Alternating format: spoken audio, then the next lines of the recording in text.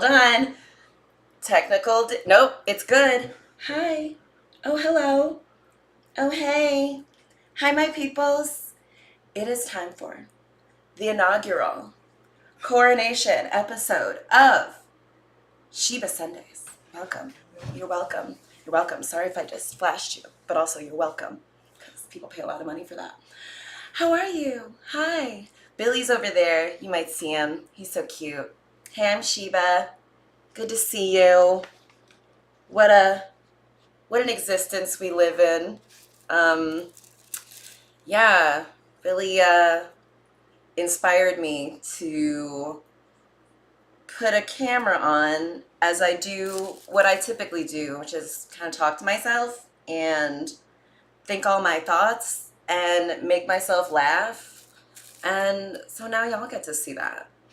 So, welcome. Okay, so I'm thinking I like to have a little bit of ritual. So maybe each episode will start with a high note. Also, I'm really clever, so I'm going to have a lot of puns. So I'm going to roll a joint so you guys get to see how good I am at that. And you get to see my beautiful nails, which will typically always be popping. And then I will talk about the high notes, the gratitude. I've been seeing so much info about how important gratitude is. I saw the CIA did a fucking thing about studying how just you can connect to different shit in the universe if you just put out some gratitude and stuff. So that's been really, I think, helpful for me in the past year and some change. It's been really helpful. And, you can't argue with the results. Look how fucking hot I am. Y'all know Billy and you'll see him, but what? So sexy, so kind, so cool. I have this awesome home. I was going to be in this really cool chair, but turned out we couldn't fit it through the door. That's okay, though. We got our queen, what's her name? Dolly Parton, sitting over my shoulder, just watching, making sure we're, doing good. So you'll notice this first episode is called, what did I call it? Coronation. Coronation. The thing that, when royalty takes the throne, they have a coronation. So this will be mine. Yeah. So I'm really grateful that I live in this fucking time period in which I'm in this body. My body takes very little maintenance. I have the ability to speak my thoughts and people can receive them or not, but I don't have to feel like they're just stuck inside of me, which is dope. I am really grateful for this awesome dress that I bought and got tailored so it fit me more. It was a little loosey-goosey, but now it's just oh, so cute. Ooh, ooh. And I'm also grateful for, what just happened? Oh my God, we were just in DC last night, hanging out with our very sexy friends who are beautiful and sexy and nurses. They're very smart and compassionate. So we hung out with them and, did some Molly. And I'm happy that I used to do Molly back in the day when I was with my ex-husband, and it just was not fun. But this was a time 10 years on. It was really fun, and all my dopamine seems to be at a great level and stuff. I still feel really energized and excited and happy. So I'm just really grateful. Also, really grateful for my joint rolling skills. Look at that. What is that, a prop? What? You really get paid to do something other than this all day? I know. It's a shame. But who knows? That's just what I'm doing now. But yeah, okay. So also in order for you guys to see that, I stacked up a shit ton of books. And now I'm going to move them. Can I give you this to you, my darling? Anthology of Calvin and Hobbes. Really heavy. Yeah. Anyway, damn, Sheebs, you're so beautiful. You're so cute. Okay, high notes. I've already been talking about the gratitude, but let's keep talking about it. It's important. And I have a lot to be grateful for. It's been rainy today, um, but I'm sure the grass needs it and all the plants and things. That's pretty fucking cool. Oh, I don't think I'm supposed to curse, but I mean, you're gonna tell a bird not to fly, a fish not to swim. Uh, yeah. Anywho,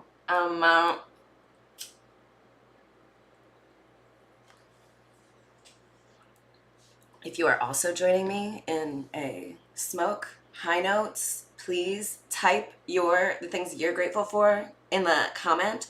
I want to call that like having an audience with the queen when you like talk with me. I'm like leaning into this queen thing, right? Okay, another thing I'm grateful for and really lucky about is that my parents took one look at me and named me Sheba, which I used to hate that name because the kids were all like, "Oh, you're named after a cat food." Idiots. And then once the kids got over that, then Freddie started calling me Sheep Butt.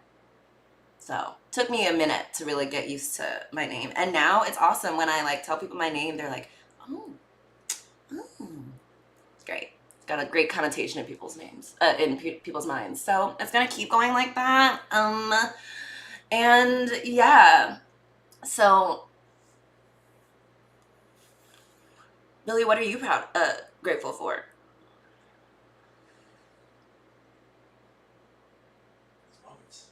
Oh, these moments. Perfect. I love that. Yeah, that's real. I agree. I'm happy for these moments too. Um, yeah, I can't believe how fucking lucky I am. It's just like everything's going right. We just went to New York City. It was so fun. Had delicious food. I haven't been drinking these days, which I'm also very grateful for, that I was able to just not want to do that anymore. So it's not even like that difficult. I'm on like 100 days. Don't want to brag or anything, but I'm kind of just killing it. Anyway, New York was super fun. Billy did a full conference and he was so cute and sexy and like got to receive some of the love that like usually I am giving to him, and like he got to see it from like strangers. So it was dope.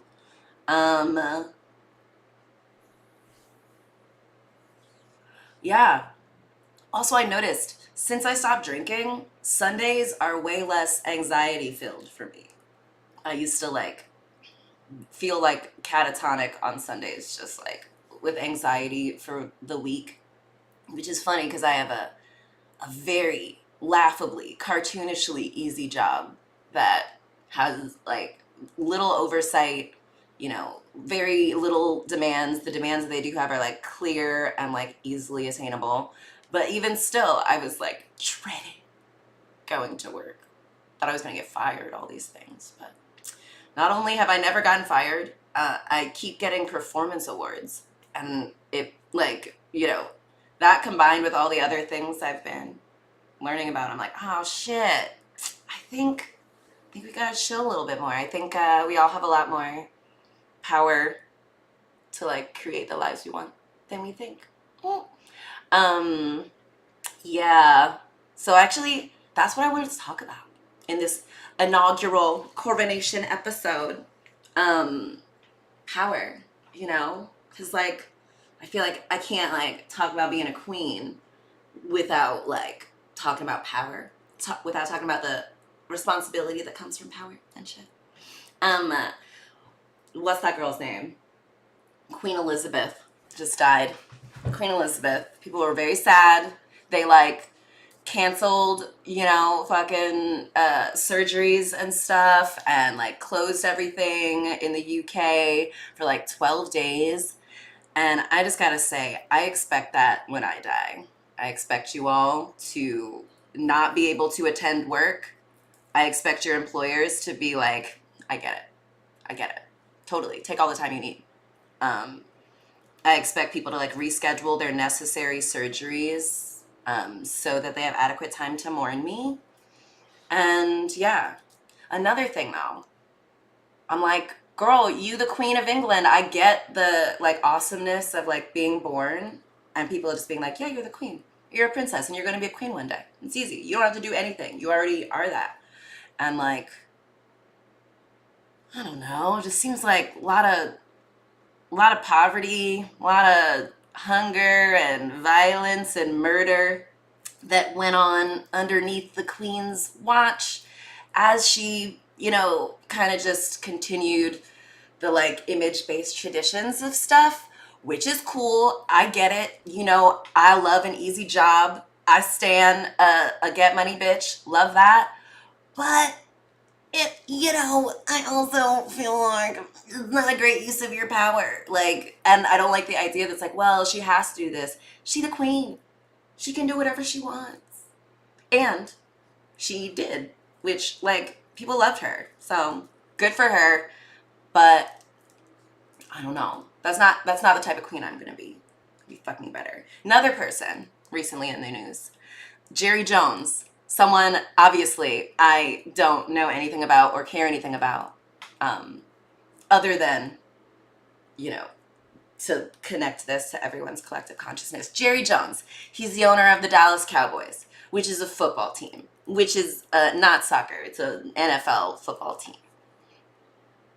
He he's from Arkansas originally, and he was recently in a picture of like the Little Rock Five, and like there were like there's like a like black kid, a group of white kids who are kind of like looking a little menacing, and then there's like Jerry Jones and like two like camera people and like other people milling around.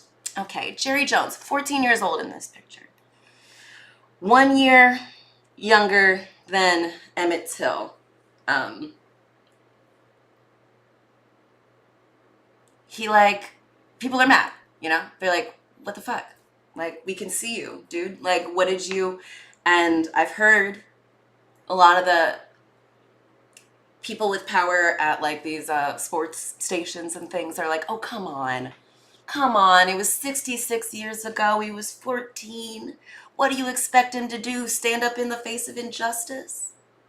Use his great power to change the system in a way that doesn't benefit him? Come on. And like, I get it, but like,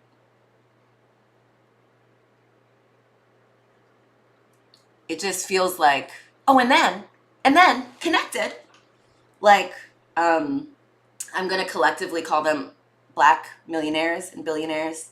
We have, what's his name? Kanye West, Ye. What's his name? Kyrie Irving. And that, Jay-Z, Dave Chappelle, all these super rich black people who many, look to as kind of leaders, as to see kind of like, wow, what will I do when I get power? And I think we keep seeing over and over the answer is like, keep your mouth shut and keep doing what whoever is paying you money wants you to do.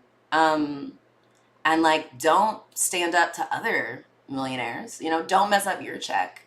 Don't like, use your power to change the system that you're benefiting from. Come on. Why would I do that? And I get that though. Actually, it reminds me of like, okay, I was gonna think of how to like organize all this. Let me think. I wrote some notes actually. Hold up. Okay. Yeah. Okay. Always myself as a small queen have always felt a lot of anger at people who have power and like don't use it to like stand up to other people who have power. Bullies, people who stand by and let bullies bully. I don't want to say Jerry Jones. I don't know the context like of what happened after that picture, but I imagine he wasn't like, oh, is bullying going on? Race-based bullying? Okay, let me put my body in between the black guy and these white people trying to oppress him. I just feel like he didn't do that. And it's okay, I get that. Like, it's tough. Like, I definitely remember times where I've been like in a position to like do something. There's this girl when I was in 5th grade. She was like intellectually disabled in some way. Very sweet. Not Down syndrome, but kind of similar-ish in my non-medical 5th grade perspective to Down syndrome. Anyway, there were these at recess, there was a group of kids who were like in a circle, couple little concentric circles around this girl, and a couple of the bolder kids were like not like saying anything mean to her, but like asking her questions that they were intending to like laugh at her for whatever she said in the thing, and they were like laughing at her and stuff. And me, wanting to fit in, I just moved to a new school. I was one of the few black kids, and there was like a white girl with intellectual disabilities who was the target of things. I was like, okay. I wasn't exactly screaming, but I was certainly like, yeah. And then after recess, one of our teachers like called us all in this room and was like, I saw you out the window, circled around that girl. I don't know what you were saying, but I know you guys are bullying her. And I was like, they're right. Oh my God. I've become the thing I hate. Shit. You're right. Damn it. Like a lot of times my father, let's be clear, QE was a racist bitch when she invaded Africa and stole the golden stool from the Khan. It was the woman queen who kicked her ass. Oh shit, I did not see woman queen, but like I love that they existed at similar times. I don't even know. But yeah, she absolutely was a bitch. Fuck that lady. For just being so powerful and being like, what, me? I'm just gonna get a bunch of corgis. It's like, girl, not what we need, I think. But anywho, my padre, very smart man, successful man, loving man, gave us a very great start. However, he was very like particular. He had his own things going on that like I could just see when he was anxious and upset or insecure, he understood that he had the power to like take it out on me and my siblings, like find something that we were doing wrong and like, be mean to us about. And like one time my brother's 8th grade graduation, he they do those like little fucking awards, like I don't know, attendance, best attendance, like the presidential fitness thing, all that kind of shit. Anyway, my brother didn't get any awards. Who cares? Obviously, it's 8th grade. Who gives a shit? I don't even remember what the rewards are. So anyway, we like get in the car and we're going to dinner. My mom's driving, as she always does, and like my dad is just like yelling at my brother about how disappointed he is that like you didn't get one like thing, like all this like we give you so much and you're not even like. Anyway, I was just like trying to look at my mom in the rearview mirror, like hello, you're the only one who has kind of the power to say anything, and she was pointedly avoiding my gaze, and I was like, ugh, come on. And I get it. I understand, life is difficult. I don't, fault my mother or anything. She's so amazing. She's obviously made up for it. Oh my God, she's on a cruise right now. She just got a tattoo. She just got her first tattoo on a cruise. It was by a black woman tattoo artist. I always call my mom the universe because she just gives birth to stars. And so now she has a tattoo that's like kind of like a galaxy that has 3 stars with like 92, 87, and 85 for me and my siblings. Anyway, and she just ran a marathon. Like, I can't. She's perfection. However, what was it? He was 8th grade, 9th, 10th, 11th, maybe 11th grade. Sheba was like, that's not cool. That's not cool. And I was also mad at myself though. I was like, I know I could, say something, but I will definitely get screamed at and smacked. And like, I don't want that. And it just felt like, in my eyes, I was like, my mom seems like the one who is best equipped to be able to say something and, nothing really will happen to her. And like, she's not using it. I hate that shit. However, also, do you remember that movie Practical Magic? One of the best movies. Sandy Bullock, Nicole Kidman.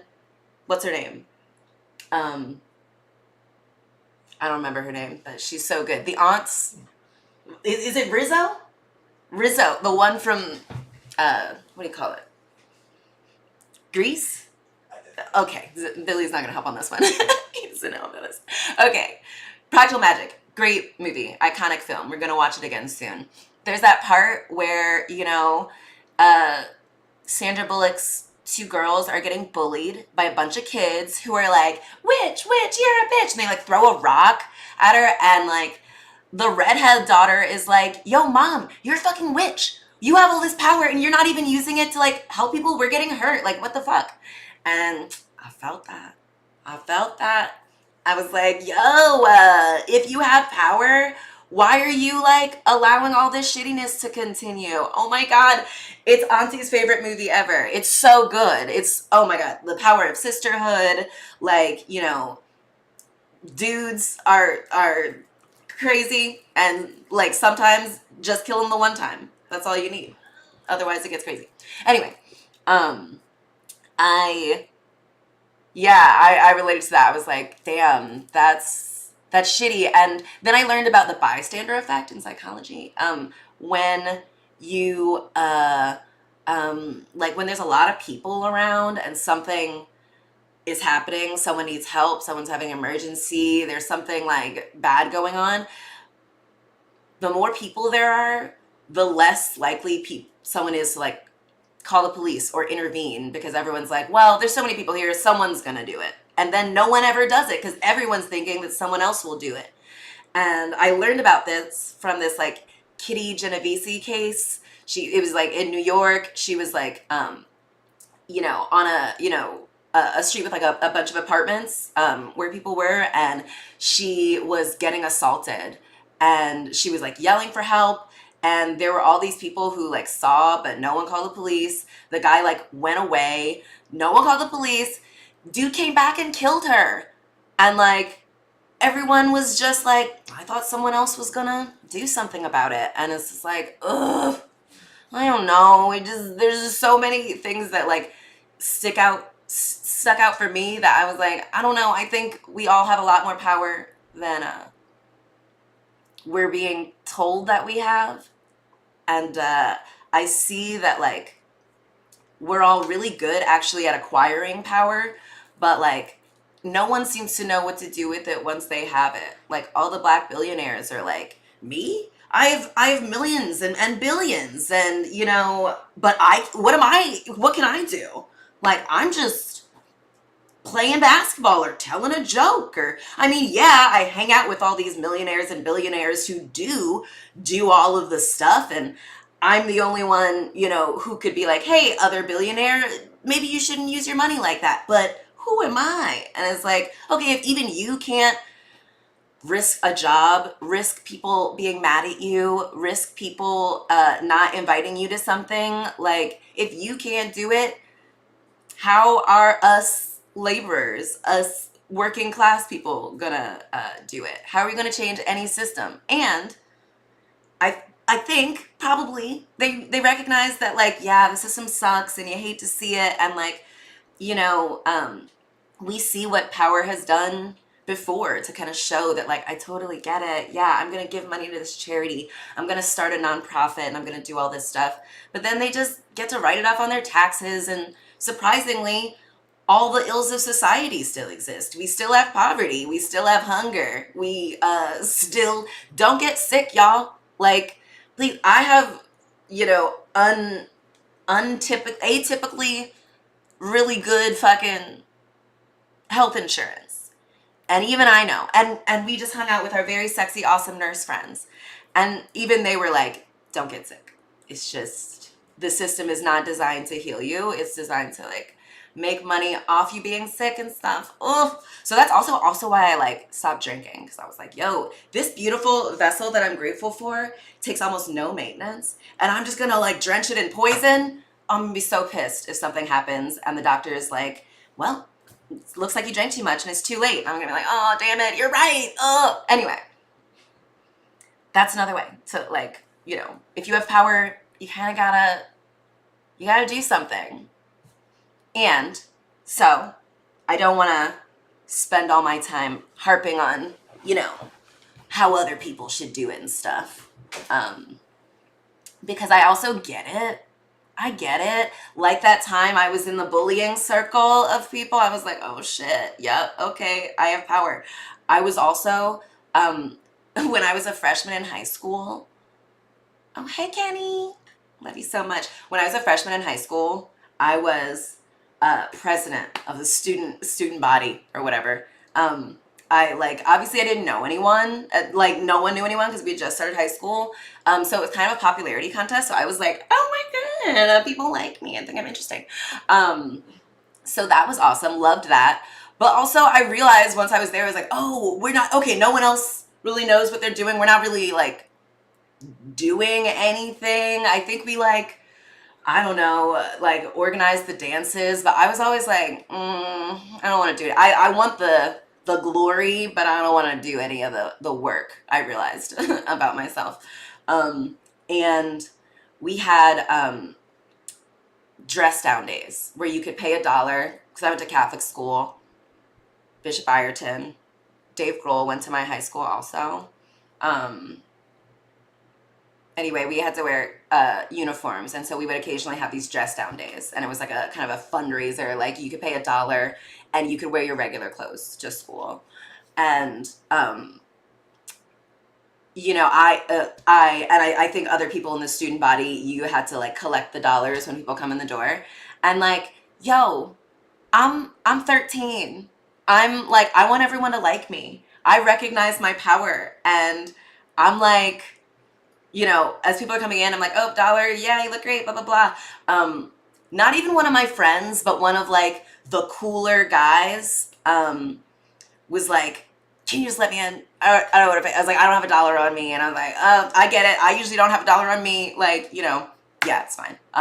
It's $1, right? It's $1. Then a teacher saw me do that and like pulls me aside and was like, did you just let this guy in? Anyway, I did. I was caught red-handed. I got suspended from fucking student government. I was so embarrassed. I was so fucking embarrassed. So selfishly, now I'm glad that I had experiences like that, and another experience I'm going to tell you about, to like that I had it early in life, so I can realize like I don't want to do that when like I know I'm going to have increasingly more power and visibility, and like I learned early how easy it is to want to like let your friends, you know, skirt the rules, or let people who you want to like, who you want to think that you are cool, you want to like give them a pass and let them skirt the rules. And it's like stupid, it's dumb, it was $1, the uniforms are silly, but yeah, like it was just selfishly, I didn't like the feeling and the embarrassment of getting caught. And like, I'm pretty sure, you know, it's only gonna get harder and harder, you know, kind of to not get caught. So, fine. I'll be benevolent and good with my power, simply because I know everyone's gonna bitch about it, okay? Yeah, so that happened. That was the time where I had power and I did not use it as good as I could have. But also, like, you know, everyone's, you know, still loved me. It was fine. Obviously, I'm great. Okay, so next thing though, at this same high school, I think it was by maybe junior or senior year. There's a step team at my school, and it was kind of like pretty much like all like Filipinos and the black kids were like on this step team, and it was like really good. I was super good at it, like, you know, as a freshman and stuff, and so eventually I was the captain of it. And this was kind of like before the internet, before really like YouTube was like good at, so I was like, oh shit, I'm supposed to like come up with these steps, like how? Like I don't know any other step teams. I don't like have access to like film of them doing it. I'm just supposed to make it up. Anyway, so me and this other captain who was my friend, we just like didn't make anything up. And like week after week, like people on the step team who were like younger than us, they were like, oh, do we have practice? We're like, no, I haven't come up with anything. Anyway, come time, there's this performance that we're supposed to be at, that like some school thing that we're supposed to like perform at. And I'm like, we don't have anything. And the like proctor, the teacher who's like in charge of it, who though like I never saw, like, you know, she could have kept me in check. I was like 15 and very flighty. You saw how I did with the fucking presidency. She you know, like kind of left everything up to me. I of course dropped the ball, and she like called a meeting, and I was like, well, I know she's gonna like yell at us and stuff, so I'm just gonna like not go. And I didn't, and she kicked me off the step team, which, yeah, fair.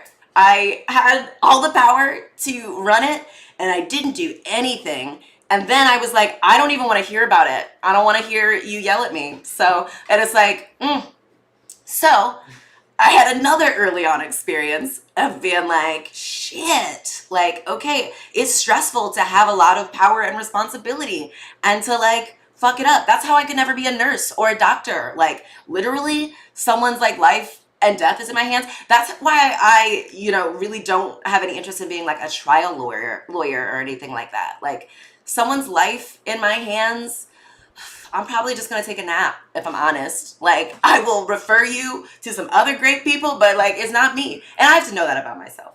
I have to know that, like, I want the glory without that much of the work. Or at least, you know, I want to have a lot of direction and control over the metrics. And I want a lot of grace when I fall short. And, yeah. Anyway, so I had those, like, experiences where I was like, oh, shit. I had power and I didn't use it very well. And the shame of that was, you know, like a big motivator for me now. Like, you know, knowing that like, I'm gonna feel really bad if I do something corrupt and everyone finds out. And then I have to do the all like, oh, me, I didn't know. But like everyone knows, you know, like I'm not 13 to 15 anymore. I can't like pretend that I was like, oh, what? Peer pressure. Even though that kind of seems like that's what happens to adults now. They want everyone to like them. They don't want to hear anything about how they've done wrong or fallen short. They don't want to know how they've harmed people. They just like want the money and like want to be able to do what they want. I get it. But also like, as I am judging these millionaires who have all of this money, have the ear of all of these people, movers and shakers, you know, and allow all of this shit to continue, you know, I expect people to hold me to a similar standard. And I want that to like kind of guide me, like with how I do my shit. So I'm not just like, wow, this deal is going to like make me a lot of money, but you know, I'm working for BP or an oil company. Oh, that's another thing. I don't think I get enough credit. Like, I'm very smart. I'm very clever and very, like, you know, people like me. Certainly, white people seem to like me. White people who are in these, like, lame-ass rooms, they, like, think I'm like, oh, so interesting. And you don't think I can make a shit ton of money being just the face of Shell Oil or Nestle or De Beers Diamonds? I could make so much money. I could tell such a good story that, you know, gets people to be like, oh yeah, like what? It's one of us. She's made it. It's great. She's not oppressing us too. But like, I would feel bad. I would feel like an asshole. Anyway, I don't get enough credit for not taking like oil money or like working for like a shitty corporate something and who's just supposed to like crush the little guy. And not for working as a prosecutor. I think I'm just really doing my part. So I am. But I know I could do more. I know I'm just limitless in my power. But yeah. Did I like cover like all the things in that section? I've got this in sections. I want to make it digestible to everyone. Yeah, the president, step team. Ugh, all things I'm ashamed of and don't want to repeat. Okay. Yeah. Right? Doesn't that make sense? It's just like a lot of shit needs to get done in this world. Like, my sister just had 2 babies, and like my mom and my mother-in-law, not Billy's mom, but my other mother-in-law, they're always like, so when are you guys gonna have kids? Everyone asks us that. My Aunt Tracy also, she's like, when are y'all gonna have some babies? And I'm like, everybody's having babies. Like, what on earth? My sister just had 2 children in as many years, and y'all want more? It's never enough for you people. And I just also think, like, is this really a world fit for children? Like, I think we can all agree, maybe once children don't have to do school shooter drills, active shooter drills, when they don't have to do that, then I'll think about bringing a kid. That sounds like a world that I could maybe grace with my DNA. My DNA. My and Billy's DNA. Can you imagine? Oh my God. Y'all can barely handle us. Like, can you imagine our child? You would ruin it. And that I will not abide. So these babies are going to stay safe inside my uterus for right now. And hopefully that inspires the world to similarly be honest with themselves about like what power each of us has and how we're going to use it to help rather than how we're going to use it to, enrich ourselves at the disadvantage of other people, or like enriching ourselves by maintaining the system that we know doesn't work for most people. So yeah, I have been able to I'm so fucking lucky to have been able to I have this easy ass job. I have a lot of time to ponder and think and assess, and I realize I'm very powerful, not even trying. People just they have a story kind of about me when they see me and when they hear me, and when they hear my name, when they see my fucking husband and just how I present, people are like, oh, interesting. So I have to realize that I have a lot of influence. I'm very clever. I have a way with words.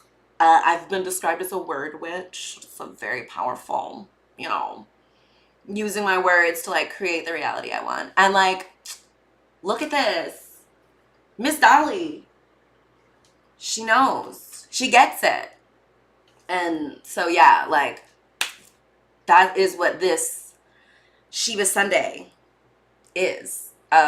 It's my giving back to the world, I don't know, just my perspective and the lessons I've learned and kind of where I'm going.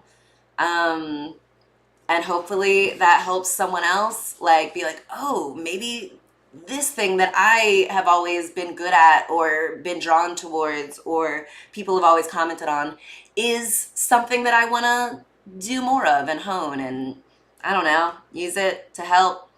Got this theory that all of us humans, but also all of us plants and animals and nature are we're this big Megazord, but we're all broken up into little things. I'm obviously a saber-toothed tiger. Billy, I would say, what are you? Mastodon? Sure. Says sure. Yeah. I say that's fair. And, everyone, we're taught that we're all these individual, rugged individualists who each have our own power, and we got to use it to protect us because everyone else is trying to steal our power and oppress us and make us do things we don't want to do. And I kind of think actually we're all supposed to figure out whatever it is each of us is uniquely interested in and good at and, likes to do or comes naturally to them, their unique perspective and things. And like, you're supposed to hone that, and we're all supposed to like share the information. So like, we can, I don't know. I just think it's going to come in handy one day. I think we're going to be a Megazord. Maybe capitalism is Rita Repulsa. I think I've taken this Power Rangers metaphor as far as I can, but you know what I mean, right? So I just have this like power to connect with people, to like make people feel welcome, make people feel seen, see myself, see patterns and things. And also speaking of patterns, isn't this so cute? It's by Samantha Pleat. It's called The Harvest Dress. It's just a bunch of food and flowers. Cute. Yeah. Anyway, I digress though. So yeah, I'm just trying to, and so last year I just turned 35. Happy birthday to me. End of Scorpio season, and it was a really lovely birthday. I've been having a really great year / life, so it's been awesome. But yeah, I did spend a lot of 34 though being afraid to do stand-up comedy. I don't know. I was just worried that maybe it was like it came too easily to me. I did too well too quickly, and it was like a fluke or something. And I was stressed because now I'm like, oh, now everyone knows I'm funny and is expecting me to be funny. But like, what if I'm not funny all the time? And anyway, all of those things though were just me, telling myself why I couldn't do things. But like, I can do anything, very powerful, blah, blah, blah. And yeah, so this year, no more. I noticed also, if y'all follow me on Instagram, it's at Sheba Biba, which I think is also my YouTube channel now, at Sheba Biba. So easy to remember.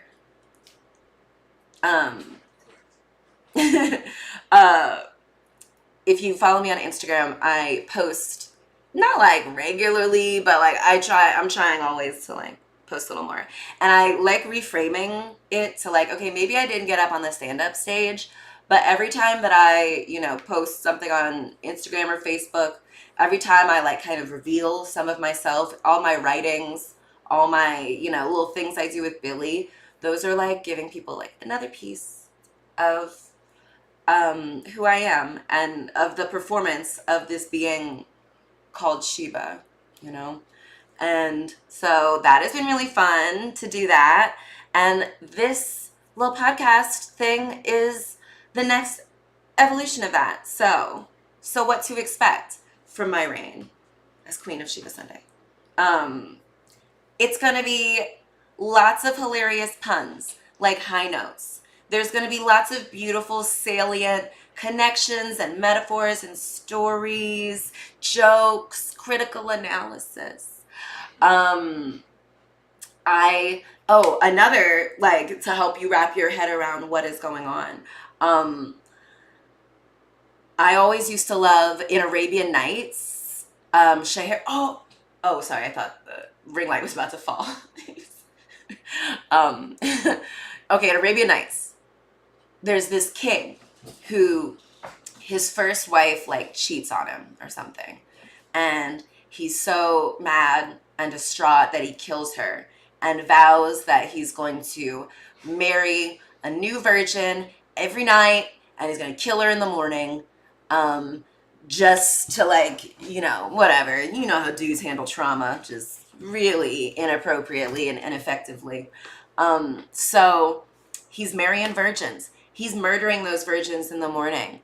And he's doing that. They're like kind of running out of girls, and Scheherazade, she is like the daughter of this like vizier or whatever is that, I don't know if that's what you call it, but like she's really smart. She's experienced a lot of things. She's talked to a lot of people. She's clever. She's funny. She's a great storyteller. She volunteers to marry this king, knowing that, he's only marrying people just so he can kill them to feel better about himself. And so she does it. She's like, okay, I know this is gonna be my last night. So I want to, spend it like telling my sister this really awesome story. And so like the king is like, fine, okay, we'll tap off. And she's telling this story, and it's so good. It's so fucking good. He's enthralled. It's like, it's action, it's romance, it's comedy, it's adventure, it's tragedy. Gets to the end of the story, starts another one, stops in the middle when the sun is up. The king is like, I gotta hear the rest of that story. Okay, so I'm gonna keep you alive just this day so I can hear the rest of this fucking story. It was really fucking good. So she's like, okay, cool. So next night she does the same thing, tells an amazing story, finishes the story, starts another one, stops it halfway. He asked to keep her alive, to keep hearing these stories. So I think it's like, okay, 1,001 or 101, whatever nights, she tells this story. And then at the end, she's like, all right, it's been like 1,001 nights. What's that, like 4 years, 3 years? It's like, all right, I don't have any more stories. And he's like, well, now I love you, and so I'm not going to kill you. And so the reason I told that winding story is because I would like, and I feel like I have, the ability to tell stories that are so good, so engaging, so enjoyable, that they save not only my life, but the life of my sisters. Also, like this weird king's life, because I'm sure, like, if you are making such a rash, shitty decision, like marrying someone just to kill them to work out your shit, like, the way you deal with your romance life is probably also how you deal with your political life and your work life and your family life. So I imagine why he was like chopping off all these girls' heads, like he was also fucking up ruling the kingdom. So not only do I save my sisters and myself, I probably save the kingdom because I help this dude be like, yo, focus on what's important. What are you doing? Why? Like, this is dumb. And so, yeah, I love the idea that just like being myself and or an exaggerated version of myself is like, gonna keep me alive and help and make the world better. I think so. I think I'll be good. Yeah.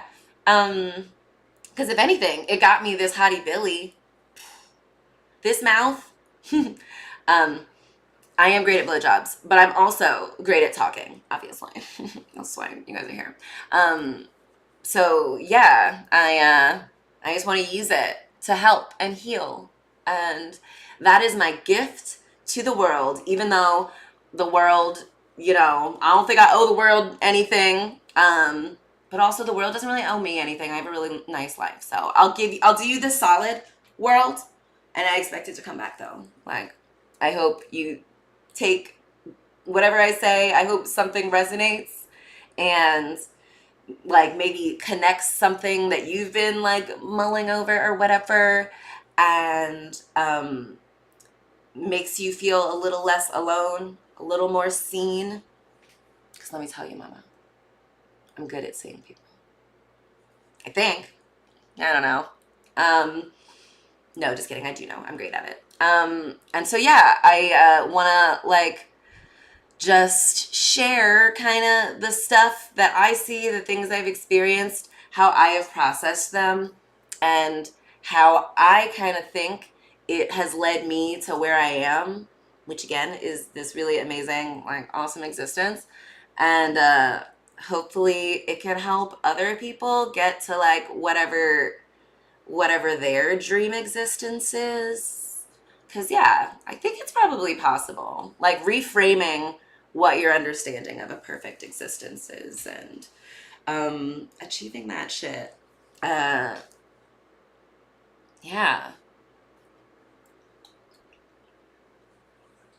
How have I been doing? Great, baby. Can't get that ahead. Yeah. Oh, yeah. Oh, I dropped the joint on the floor. Sorry. Here you go. Speaking of which, I mentioned before profusely that I'm a very good joint roller. Billy has been, practicing, and recently his last 2 or 3 joints have been really nice. really great, looking like mine. So I'm happy to see that. And so yeah, I hope everybody keeps getting better at the things they do, because like we need it. It's an all hands on deck kind of thing. And I'm figuring out my shit. Hopefully y'all figure out your shit. And you know, your thing might not be comedy and writing and speaking, perhaps. You know, I'm not that great at like, I don't know, I'm okay at math. I don't know. It just, other people have different interests and insights and things. Billy like is you know, things that he notices like light and shadow and things. Um he's also very like, oh my god, he's so clever, and he's good at like trial and erroring things. And um anyway, all I'm saying is comedy might not be your thing. And if I could ask, please maybe don't make it your thing, because I don't want any more competition than I already do. So I would like comedy to be my thing, and you guys get your own things. Um, I want to read your poems and uh, your think pieces. You know, I don't want to, like, don't give me any more, you know, meme reposts. I do enough of that. You know, like, I want to hear what your thoughts are. And let's learn how to navigate conflict and keep each other safe and guide each other and love each other and all that shit.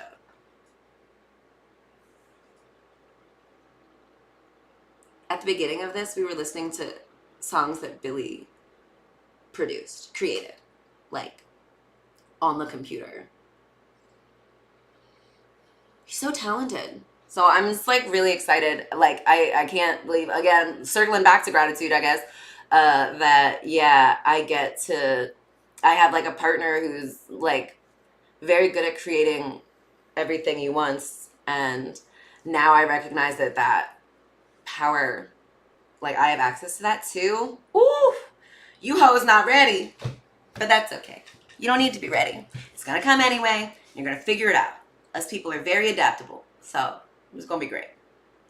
I'm excited. Um, that's like almost an hour.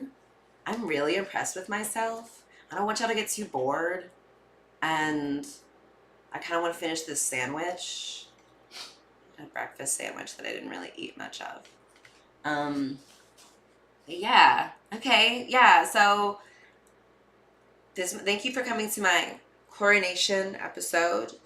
I promise to be a benevolent and wise and gracious and compassionate queen who like fucking makes shit a lot better and helps things. So yeah.